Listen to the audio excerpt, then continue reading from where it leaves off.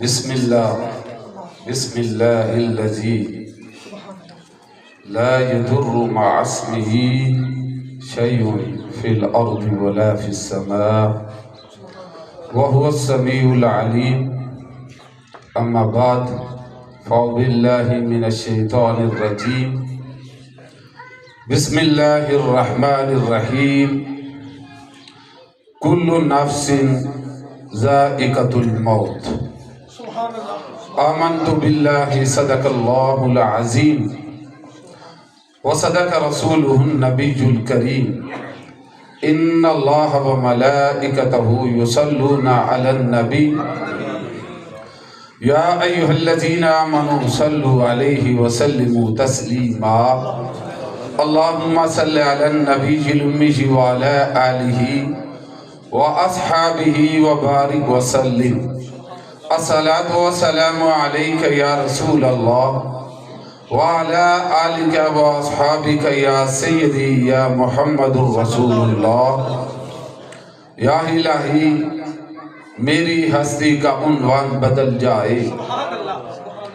یا الہی میری ہستی کا عنوان بدل جائے. دربار محمد میں دم میرا نکل جائے. دل عشق محمد میں اس طرح پگھل جائے کہ ہر قطرہ لہو بن کر رگ رگ میں مچل جائے. اللہ تعالی جل شانہ کی حمد و ثنا اور اس کے پیارے حبیب سید الانبیاء امام الانبیاء صلی اللہ علیہ وآلہ وسلم کی بارگاہ گوربار کے اندر ہدیہ صلاۃ و سلام پیش کرنے کے بعد حاضرین کرام، جیسا کہ آپ حضرات کو بخوبی علم ہے کہ آج کی یہ تقریب مرحوم مغفور محمد یاسین کے چیلم کے حوالے سے انعقاد پذیر ہے. یہ یاد رکھے، اپنی بہتری کے لیے، جمع ہونے کے لیے، اکٹھا ہونے کے لیے عرف عام میں اس کو چیلم کے نام سے یاد کیا جاتا ہے. شریعت محمدی صلی اللہ علیہ وآلہ وسلم کے حوالے سے اگر دیکھا جائے تو آج کی یہ تقریب اصال ثواب کی تقریب ہے اور دعائے مغفرت کی تقریب ہے. اور یہ یاد رکھیں کہ دعائے مغفرت کرنا یہ بھی نبی کریم احمد مجتبیٰ صلی اللہ علیہ وسلم کی سنت ہے، رسول اللہ صلی اللہ علیہ وسلم کا طریقہ ہے. بے شمار ایسی احادیث ملتی ہیں کہ نبی کریم احمد مجتبیٰ صلی اللہ علیہ وسلم نے دعائے مغفرت کی. اور ثواب اصال کرنا یہ بھی ہمارے دین میں سے ہے، یہ بھی نبی کریم احمد مجتبیٰ صلی اللہ علیہ وسلم کی سنت ہے، نبی کریم علیہ السلام کا طریقہ ہے. بلکہ ایک حدیث پاک میں آتا ہے، ایک صحابی حضور نبی کریم علیہ السلام کی بارگاہ میں حاضر ہوئے تو عرض کی، یا رسول اللہ، یا نبی اللہ، میری والدہ فوت ہو گئی ہے، تو کیا میں اس کی طرف سے کوئی صدقہ کروں تو اسے اجر ملے گا، اسے ثواب ملے گا؟ یہ ہمارا ایمان ہے. یاد رکھیں جتنے بھی اسلامی فرقے گزرے ہیں، آج ایک ہوتا ہے، آپ دیکھیں مقررین خطاب کرتے ہیں، ان کا انداز کچھ اور ہوتا ہے. ایک یہ ہوتا ہے، آپ دیکھیں شعر و شاعری کا انداز، ہمیں ذوق ملتا ہے، ہم خوش ہوتے ہیں. لیکن یاد رکھیں ہم نے دین کو سیکھنا ہے، دین کی تعلیم حاصل کرنی ہے اور دین کے پیغام کو آگے پہنچانے کی کوشش کرنی ہے کہ جب آدمی کوئی سوال کرے ہمیں یہ کہے کہ دعائے مغفرت جائز نہیں ہے تو پھر ہم خاموش ہو جاتے ہیں. پھر شعروں سے کام نہیں چلے گا، پھر یاد رکھیں دلیل سے کام چلے گا. نبی کریم علیہ السلام کہ صحابی نے عرض کی، یا رسول اللہ، یا نبی اللہ، میری والدہ فوت ہو گئی ہے، اگر میں اس کی طرف سے کوئی صدقہ کروں تو کیا اسے اجر ملے گا، ثواب ملے گا؟ یہ یاد رکھیں، ہم کلمہ جو پڑھتے ہیں نا، کلمہ لا الہ الا اللہ محمد الرسول اللہ، یہ بھی صدقہ ہے۔ صدقہ صرف مال دینے کا نام ہی نہیں، یہ بھی یاد رکھیں، کسی نابینے کو صحیح راستے پر لانا، اس کا ہاتھ پکڑ کے اسے منزل تک لے جانا، یہ بھی صدقہ ہے، اس کا بھی اجر ہے۔ اور کسی آپ دیکھیں کوئی مہمان ہے، اس کی خدمت کرنا، یہ بھی صدقہ ہے۔ صدقے کو یہ صرف یہ نہ سمجھے صرف مال ہی صدقہ ہے۔ اور یاد رکھیں ہمارا یہ ایمان ہے کہ ثواب پہنچتا ہے، دعائے مغفرت کا بھی پہنچتا ہے، صدقے کا بھی پہنچتا ہے۔ جتنے بھی اسلامی فرقے ہیں یہ یاد رکھیں، ہندوؤں میں آپ دیکھیں وہاں بھی فرقے ہیں، وہاں بھی فرقے ہیں، شدت پسند بھی ہیں، وہاں بھی فرقے ہیں۔ باقی عیسائیوں میں آپ دیکھیں وہاں بھی فرقے ہیں، لیکن ان میں بھی کچھ لوگ ایسے ہوتے ہیں جب دیکھتے ہیں نا اپنی قوم کو کہ یہ قوم بھٹک رہی ہے، یہ قوم اختلاف میں پڑ چکی ہے، تباہ ہو رہی ہے، تو ان میں بھی کچھ لوگ ایسے ہوتے ہیں جو اپنی قوم کو جوڑنے کی کوشش کرتے ہیں۔ ہم مسلمانوں میں بھی فرقے ہیں، لیکن یاد رکھیں جتنے بھی فرقے گزرے ہیں سوائے معتزلہ کے کوئی بھی ایصال ثواب کا منکر نہیں، کوئی بھی دعائے مغفرت کا منکر نہیں، سب کا یہ طریقہ ہے اور پسند کرتے ہیں اور کہتے ہیں کہ دعائے مغفرت کرنے سے اللہ جو ہمارے اسلامی بھائی اور بہنیں دنیا سے جا چکے ہیں اللہ ان پر مہربانی کرتا ہے، صدقہ کرنے کا بھی ثواب پہنچتا ہے۔ صحابی رسول نے حضور نبی کریم علیہ السلام کی بارگاہ میں عرض کی، یا رسول اللہ کیا میں اپنی والدہ کی طرف سے کوئی چیز صدقہ کروں ثواب پہنچے گا؟ اب ظاہر بات ہے بعض اوقات یہ ہوتا ہے کسی چیز کی قلت ہوتی ہے، جب اس کی قلت ہوتی ہے اس کی اہمیت زیادہ ہوتی ہے۔ مثال کے طور پر آپ دیکھیں آٹا ختم ہو جائے، کسی کو نہ ملے، تو کسی کے گھر میں آٹا ہے وہ کسی یتیم کو کسی غریب کو دیتا ہے تو اس کی اہمیت زیادہ ہے کہ آپ دیکھیں اب یہ نایاب ہو چکا ہے۔ اسی طرح آپ دیکھیں عربوں میں پانی کی قلت ہے، میٹھے پانی کی بڑی قلت ہے، بہت زیادہ قلت ہے۔ آپ دیکھیں وہاں پانی مہنگا بھی ملتا ہے، بعض ممالک میں آپ چلے جائیں، بعض علاقوں میں چلے جائیں پانی کی بڑی قلت ہے۔ تو جب اس صحابی رسول نے یہ عرض کی تو سرکار مدینہ صلی اللہ علیہ وسلم نے اگر ثواب نہ پہنچتا تو حضور منع کر دیتے۔ سرکار مدینہ صلی اللہ علیہ وسلم نے فرمایا میرے پیارے صحابی تم ایسا کرو اپنی والدہ کی طرف سے پانی صدقہ کرو، پانی صدقہ کرو۔ اور پھر اس صحابی رسول نے حضرت سعد نے اپنی والدہ کی طرف سے پانی کا ایک کنواں خرید کر مسلمانوں کے لیے وقف کیا ہے، مسلمانوں کے لیے وقف کیا ہے۔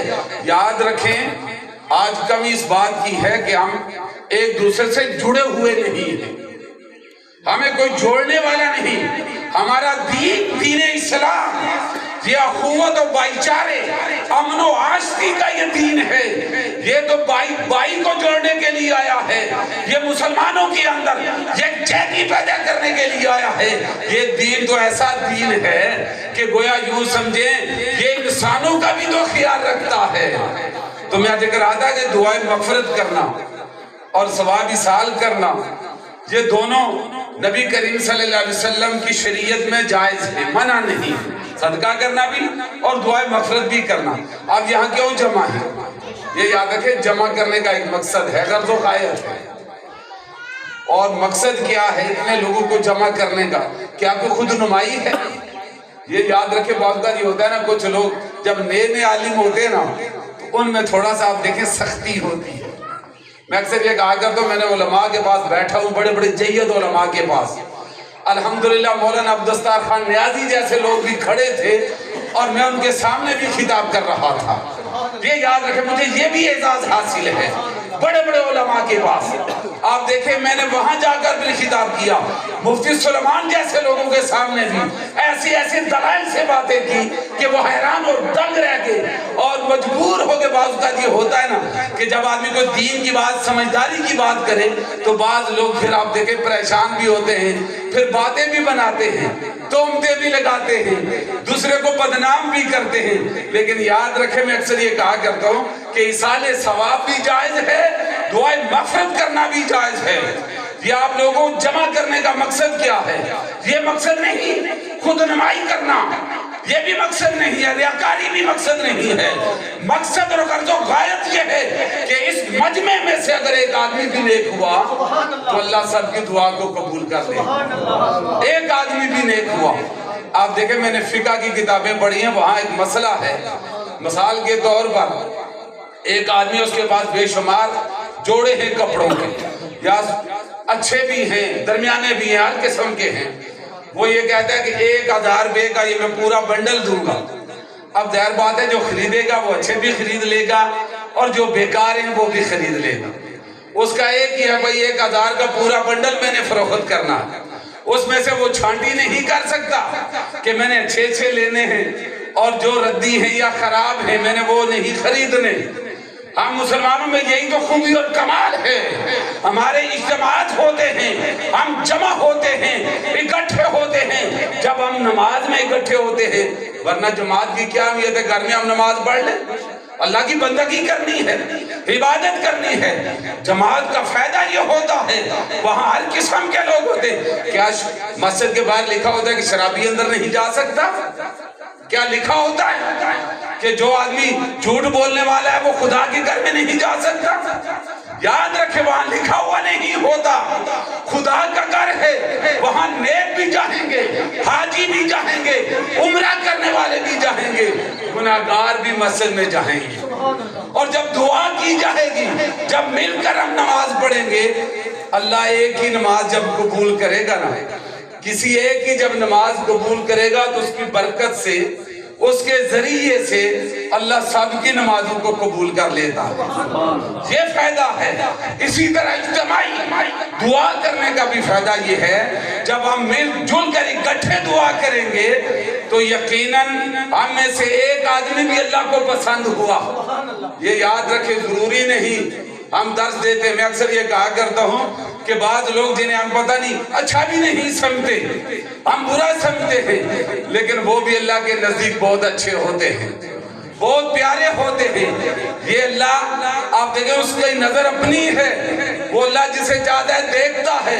بعض اوقات یہ ہوتا ہے کہ ہم جنہیں اچھا نہیں معاشرے میں سمجھتے، ہو سکتا ہے خدا کی نگاہ میں وہ اچھے ہیں، خدا کی نگاہ میں اچھے ہیں، اور یہ بھی ہو سکتا ہے جنہیں ہم اچھا سمجھتے ہیں، ہو سکتا ہے خدا کی نگاہ میں وہ اچھے نہ ہوں، اچھے نہ ہوں۔ یہ یاد رکھیں اللہ جب اللہ کی حضور ہم دعا کرتے ہیں اجتماعی طور پر وہ دعا قبول ہو جاتی ہے۔ اور پھر آپ دیکھیں نا درود شریف میں اکثر یہ کہا کرتا ہوں یہ نبی کریم علیہ السلام کے ساتھ محبت ہے، میں عشق کی بات نہیں کرتا۔ عشق ہر آدمی کے آپ دیکھیں ہر آدمی کے بس کی بات نہیں۔ عشق اگر دیکھیں صحابہ کی صف میں صرف ایک واقعہ، بے شمار میرے نبی کے سارے صحابہ عاشق تھے۔ آپ دیکھیں حضرت خبیب کے بارے میں اگر آپ دیکھیں ان کی آپ دیکھیں شہادت کو دیکھیں، موت کو دیکھیں، جب کفار نے انہیں پکڑ لیا سولی پر لٹکایا اور تیروں کی بارش کی، ان کے اعضاء کاٹے، سب سے آخر میں ان کی زبان کاٹی، ناک کاٹا، آنکھیں کان کاٹے۔ اب دیکھو انہیں عزیتیں دی۔ یہ بھی یاد رکھیں میں نے حدیث پاک میں پڑھا ہے جو شہید ہوتا ہے اس کی موت بڑی میٹھی ہوتی ہے، بڑی پیاری ہوتی ہے، اس لیے کہ وہ اللہ کی راہ میں شہید ہوتا ہے۔ ہر آدمی کی موت میں بڑا فرق ہے بھائی، بڑا فرق ہے۔ شہید کی موت میٹھی ہوتی ہے، بندہ مومن کی موت بھی میٹھی ہوتی ہے جو میرے نبی سے محبت کرتا ہے، میں اس کی بات نہیں کرتا۔ حضرت خبیب سے جب یہ کہا گیا نا کہ آپ پسند کرتے ہیں کہ آپ کی جگہ آپ کے محبوب ہوتے، تو آپ نے فرمایا میں یہ پسند نہیں کرتا کہ رسول اللہ صلی اللہ علیہ وسلم کے تلووں کو کانٹا بھی چبھے، میں تو یہ بھی پسند نہیں کرتا۔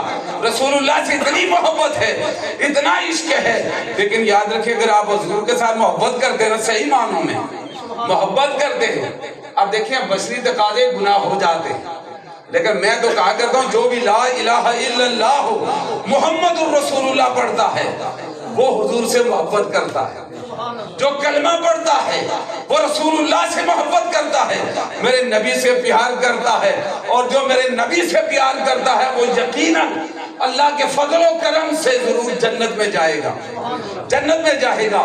حدیث پاک میں آتا ہے بڑی پیاری حدیث ہے احد پہاڑ کے بارے میں، میرے نبی نے یہ فرمایا نا کہ احد پہاڑ ہم سے محبت کرتا ہے، ہم احد پہاڑ سے محبت کرتے ہیں، پیار کرتے ہیں۔ اور حدیث پاک میں آتا ہے کہ یہ احد پہاڑ حضور سے محبت کرتا ہے۔ حالانکہ محبت تو آپ دیکھیں نا، جو آدمی محبت نہ کرے، ظلم کرے، ہم کہتے ہیں یہ سنگ دل ہے، پتھروں میں احساس نہیں ہوتا، اسے ہم سنگ دل کہتے ہیں۔ تو خود پہاڑ نبی سے محبت کرتا ہے، اور علماء نے لکھا ہے کہ کل قیامت کے دن احد پہاڑ جنت میں جائے گا۔ احد پہاڑ، بے شک آپ کسی بھی عالم سے پوچھ لیں، کسی بھی مسلک کے علماء سے پوچھ لیں، پوچھیں بھائی آیا احد پہاڑ جنت میں جائے گا یا نہیں؟ احد پہاڑ جنت میں جائے گا۔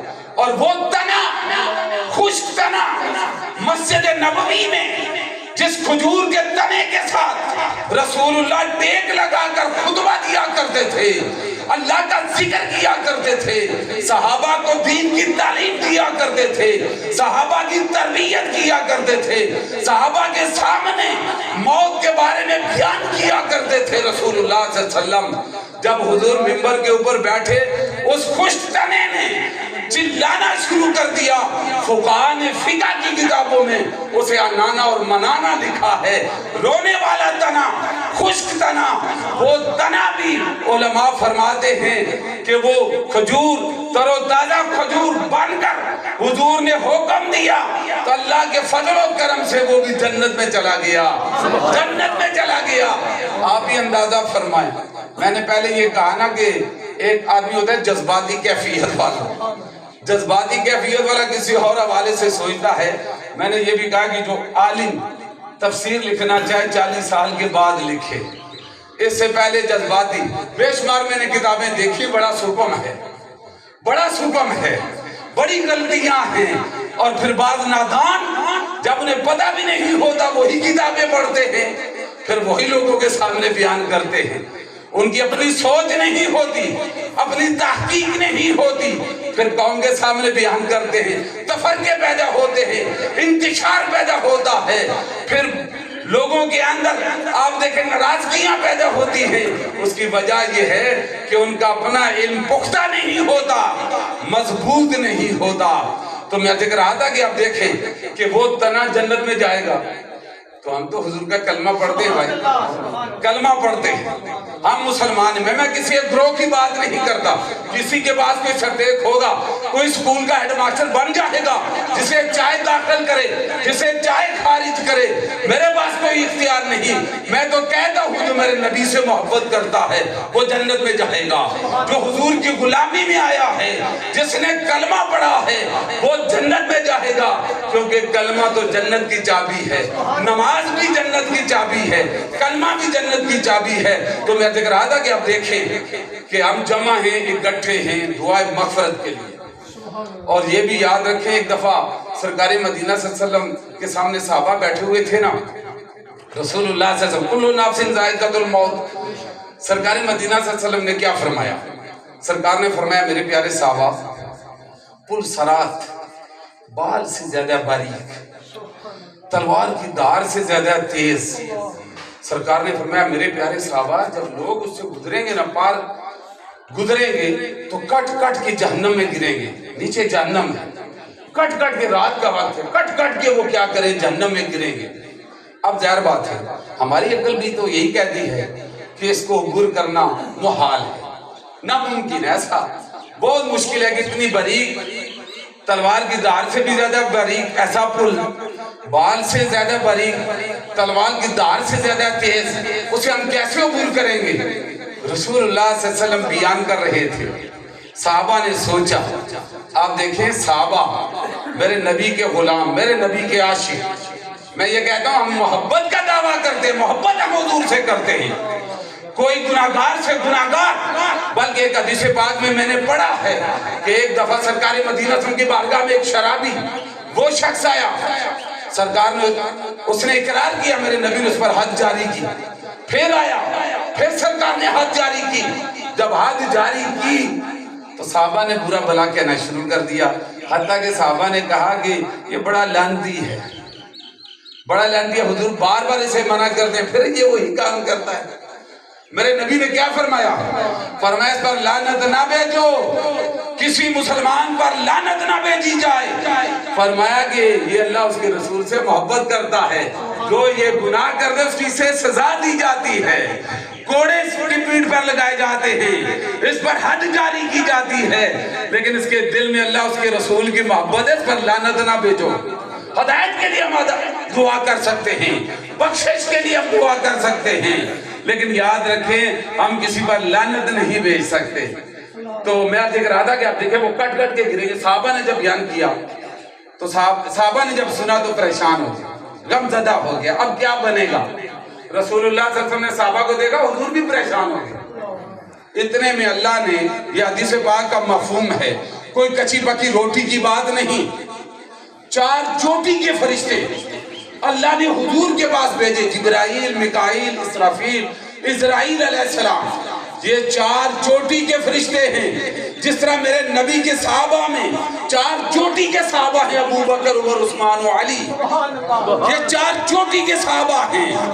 اسی طرح گویا یوں سمجھے فرشتوں میں 4 چوٹی کے فرشتے ہیں، جبریل، میکائیل، اسرافیل اور اسرائیل علیہ السلام۔ اللہ نے 4 چوٹی کے فرشتے بھیجے، جبریل امی آئے، دیکھا کہ اللہ کے محبوب پریشان ہیں، اللہ کے محبوب پریشان ہیں، صحابہ بھی پریشان ہیں۔ تو جبریل امی نے عرض کی یا رسول اللہ، تسلی دینے کے لیے اللہ نے بھیجے۔ جبریل امی نے عرض کی یا رسول اللہ، یا نبی اللہ، آپ کا جو امتی آپ پر 10 مرتبہ درود پڑے گا، میں اسے پل سرات سے اس کا ہاتھ پکڑ کے اس طرح گزاروں گا، اسے خبر بھی نہیں ہوگی، وہ گزر جائے گا، گزر جائے گا۔ میکائیل علیہ السلام نے عرض کی یا رسول اللہ، جو آپ کا امتی آپ پر 10 مرتبہ درود پڑے گا، میں اس کی طرف سے اللہ کی بارگاہ میں سجدہ کروں گا، اس وقت تک سجدے سے سر نہیں اٹھاؤں گا یہاں تک کہ اس کی بخشش ہو جائے۔ اور پھر اسرافیل علیہ السلام نے عرض کی یا رسول اللہ، یا نبی اللہ، میں اسے آپ کے حوض کوثر سے جام پلاؤں گا، وہ جنت میں چلا جائے گا، پھر اسے کبھی پیاس نہیں لگے گی۔ اور اسرائیل علیہ السلام نے کیا کہا؟ یاد رکھیں ایک محفل میں میں بیٹھا ہوا تھا، یہ صرف تعلیم کے لیے، میں کسی کی غیبت نہیں کرتا، نہ کسی سے حسد کرتا ہوں، نہ بغض رکھتا ہوں، ہر مسلمان کو اپنے آپ سے بہتر سمجھتا ہوں۔ میں کہتا ہوں آپ لوگ بہت زیادہ بہتر ہیں، آپ نبی سے محبت کرنے والے، پیارے ہیں، اچھے ہیں، حضور کے امتی ہیں، آپ سے محبت کرتا ہوں۔ تو وہاں ایک عالم دین تو میں نہیں کہتا بھائی، آج کا دور ایسا ہے جو ہمارے مزاج کو اچھا لگے وہی عالم ہے، وہی عالم ہے جو ہمارے مزاج کو اچھا لگے۔ وہ یہ کہہ رہے تھے پہلا دشمن اسرائیل علیہ السلام، دوسری دشمن قبر۔ میں سن کر میں اتنا پریشان ہوا، میں سوچتا ہوں بھائی جب کوئی غلط حدیث پڑھتا ہے، میرے نبی کی طرح منسوب کرتا ہے، اس کا ٹھکانہ جہنم بن جاتا ہے، لوگوں کے سامنے ایسی بات کرتا ہے۔ تو میں نے کہا استغفر اللہ، دل ہی میں نے کسی کو کچھ نہیں کہا، میں نے کہا اگر یہاں میں کوئی بات کروں گا تو یہ جتنا مجمع بیٹھا ہوا ہے ان بیچاروں کو کیا پتا کون غلط ہے کون صحیح ہے۔ انہوں نے اسرائیل علیہ السلام کو معاذ اللہ دشمن کہا، قبر کو دشمن کہا۔ اور اللہ کے بندوں، قبر دشمن نہیں، مومن کے لیے راحت کا سبب ہے، مومن کے لیے سکون کی جگہ ہے، مومن کے لیے آرام کی جگہ ہے، جنت کی کیاریوں میں سے کیاری ہے۔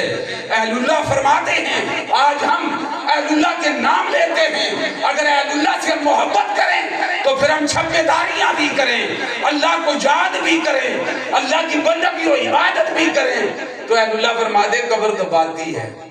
کافر کو کیسے دباتی ہے؟ میں کافر کی بات کرتا ہوں، ادھر کی پسلیاں ادھر، وہ چیختا چلاتا ہے، مومن کو بھی دباتی ہے۔ آپ دیکھیں دباتی ہے، کیسے دباتی ہے؟ بندہ مومن کو اس طرح دباتی ہے، کبھی آپ نے دیکھا نا چھوٹا بچہ ہونا سال کا یا ایسے کام کا تو ماں اسے دبائے، اور اللہ کے بندوں خدا بڑی محبت کرتا ہے اپنی مخلوق سے، ورنہ وہ محبت نہ کرے تو سب کو تیس نیس نہ کر دے، اتنی اس کی رحمت یا اس کے غضب پر سے بھی زیادہ ہے، وسعت زیادہ ہے اس کی رحمت میں۔ تو آپ دیکھیں ماں بچے کو دباتی ہے تو بچہ کھلاتا ہوا، ہم کسی کا آگے نہ ماریں، آپ دیکھیں کسی کے ساتھ زیادتی نہ کریں، ظلم نہ کریں، مرنا تو حق کا ہے، ہم نے مرنا ضرور ہے، اب دیکھیں قبر دباتی کیسے دباتی ہے؟